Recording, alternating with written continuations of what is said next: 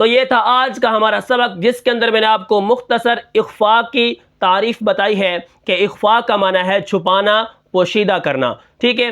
اب یہ اخفاء کون سا ہے؟ یہ میم ساکن کے اندر ہوتا ہے کہ اگر میم ساکن کے بعد با آ جائے گی تو وہاں پر ہم اس کو اخفاء کے ساتھ پڑھیں گے، جیسے میں نے آپ کو مثالیں دی ہیں، وَمَن يَعْتَصِم بِاللَّهِ، اسی طرح ترمیہم بحجارۃ، تو یہاں پر دیکھیں میم کے بعد با آئی ہے، الم یعلم بان اللہ، میم کے بعد با آئی ہے۔ اسی طرح ربہم بذنبہم، میم کے بعد با آ جائے، جہاں پر بھی آ جائے گی، قرآن مجید کے اندر بہت ساری مثالیں ہیں، آپ وہاں پر دیکھ سکتے ہیں کہ جہاں پر بھی میم ساکن ہو اس کے بعد با آ جائے تو وہاں پر ہم کیا کریں گے؟ اخفاء کر کے پڑھیں گے، اور اس اخفاء کو اخفاء شفوی بھی کہتے ہیں اور اخفاء ناقص بھی کہتے ہیں۔ السلام علیکم ورحمۃ اللہ وبرکاتہ۔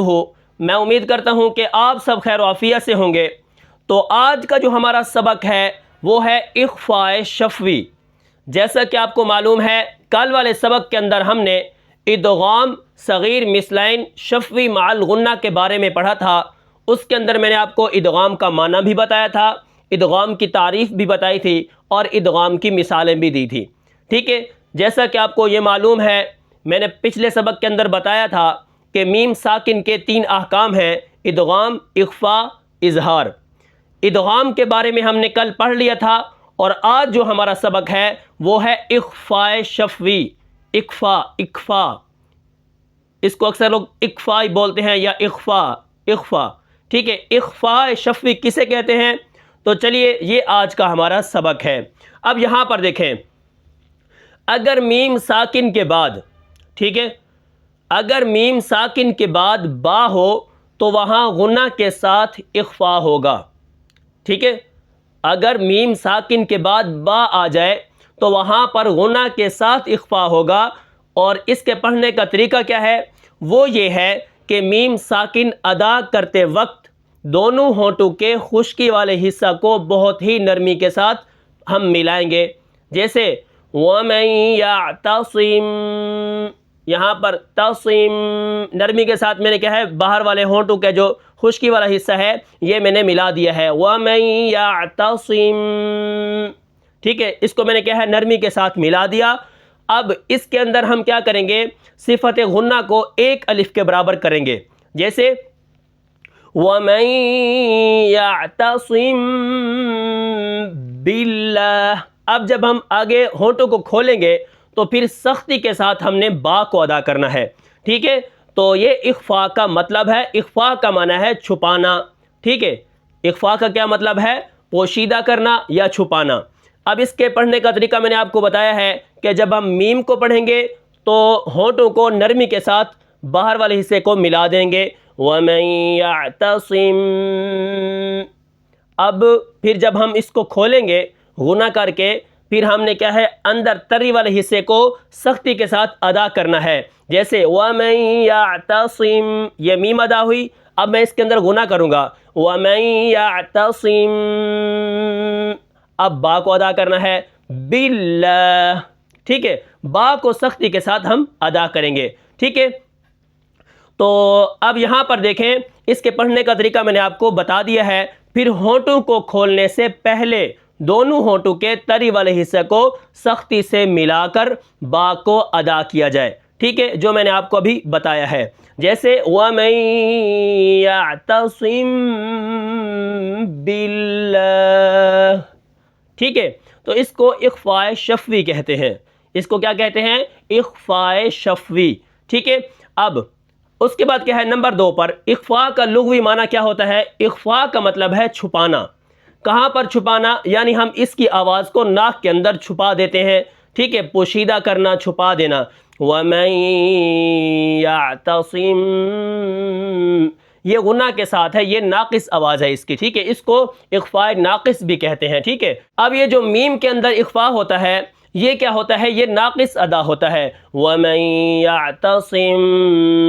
اب یہاں پر میں نے آپ کو اخفاء کے پڑھنے کا طریقہ بتا دیا ہے کہ ہم نے اخفاء کو کس طرح پڑھنا ہے، کہ جب ہم حرف کو پڑھیں گے تو میم کو نرمی کے ساتھ ملانا ہے، جیسے وَمَن يَعْتَصِم، پھر غنہ کو ادا کرنا ہے، پھر اس کے بعد سختی کے ساتھ ہونٹوں کو کھولنا ہے، وَمَن يَعْتَصِم بِاللَّهِ، اس کو اخفاء شفوی کہتے ہیں، ٹھیک ہے۔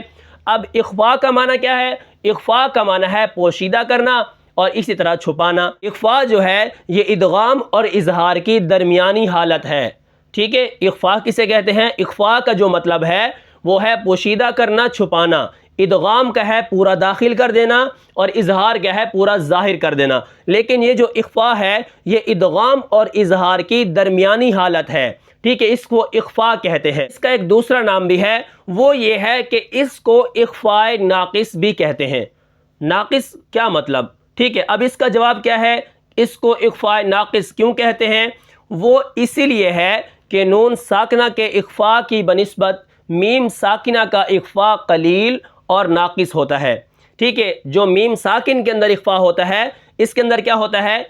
اخفاء جو ہے یہ قلیل ہوتا ہے، تھوڑا ہوتا ہے اور ناقص ہوتا ہے، اور یہی قول مختار، پسندیدہ اور معتبر ہے اور قیاس کے زیادہ موافق ہے، ٹھیک ہے۔ ہمیں سمجھ نہیں آئی؟ اب یہاں پر دیکھیں، کیونکہ اخفاء جو ہے یہ ادغام اور اظہار کی درمیانی حالت ہے۔ اخفاء کسے کہتے ہیں؟ ادغام اور اظہار کی درمیانی حالت۔ مثال کے طور پر ادغام جو ہوتا ہے وہ ہوتا ہے کہ ہم نے ایک حرف کا دوسرے میں داخل کر دیا، ٹھیک ہے، جیسے الیکم خالص آواز ہے۔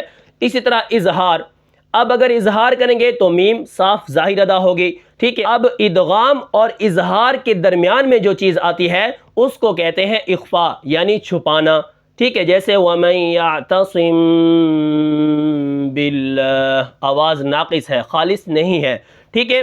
اب یہ کیا ہے؟ اخفاء کسے کہتے ہیں؟ اخفاء اظہار اور ادغام کی درمیانی حالت ہے۔ اب آگے دیکھیں، میم اور با کا جو تعلق ہے یہ بھی درمیانی ہے۔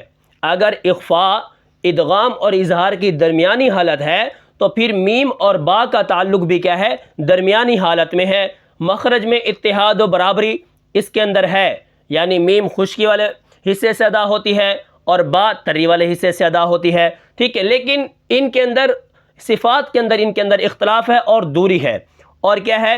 اسی لیے میم میں غنہ ہوتا ہے اور با کے اندر غنہ نہیں ہوتا، ٹھیک ہے۔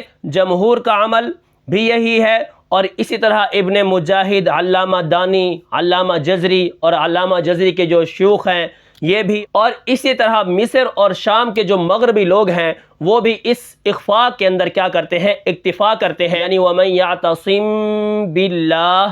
تو یہاں پر دیکھیں یہ جو اخفاء ہے اس کو اخفاء شفوی کہتے ہیں، ٹھیک ہے۔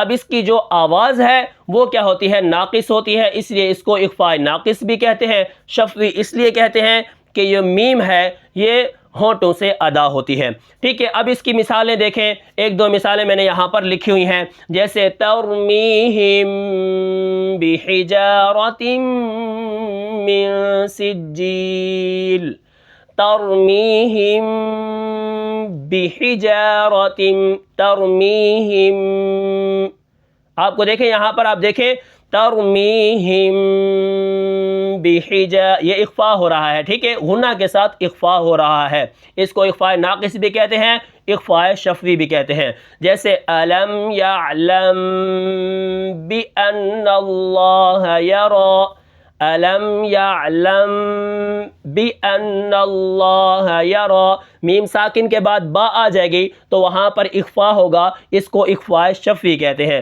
جیسے ربہم بذنبہم فسواہا، جیسے فبشرہم بعذاب علیم، اس کو اخفاء شفوی کہتے ہیں، یعنی میم ساکن کے بعد اگر میم آ جائے گی تو وہاں پر ادغام ہوگا، جیسا کہ میں نے آپ کو پہلے بتایا تھا، اور اسی طرح اگر میم ساکن کے بعد با آ جائے گی تو وہاں پر ہم اخفاء کریں گے اور اخفاء کے اندر غنہ بھی ہوگا، جیسے ترمیہم بحجارۃ من سجیل، الم یعلم بأن اللہ یرا، ربهم بذنبهم فسواها، جیسے وَمَن يَعْتَصِم بِاللَّهِ، پڑھنے کا طریقہ کیا ہے؟ وہ یہ ہے کہ میم کو جب ادا کریں گے تو نرمی کے ساتھ ہونٹوں کو ملانا ہے، پھر ہم نے اس کے بعد غنہ کرنا ہے، غنہ کے بعد پھر سختی کے ساتھ ہم نے با کو ادا کرنا ہے۔ اس کا طریقہ یہ ہے وَمَن يَعْتَصِم بِاللَّهِ، ٹھیک ہے؟ تو یہ تھا آج کا ہمارا سبق جس کے اندر میں نے آپ کو اخفاء کی تعریف بتائی ہے۔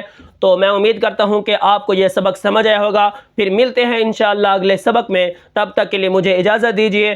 اللہ حافظ۔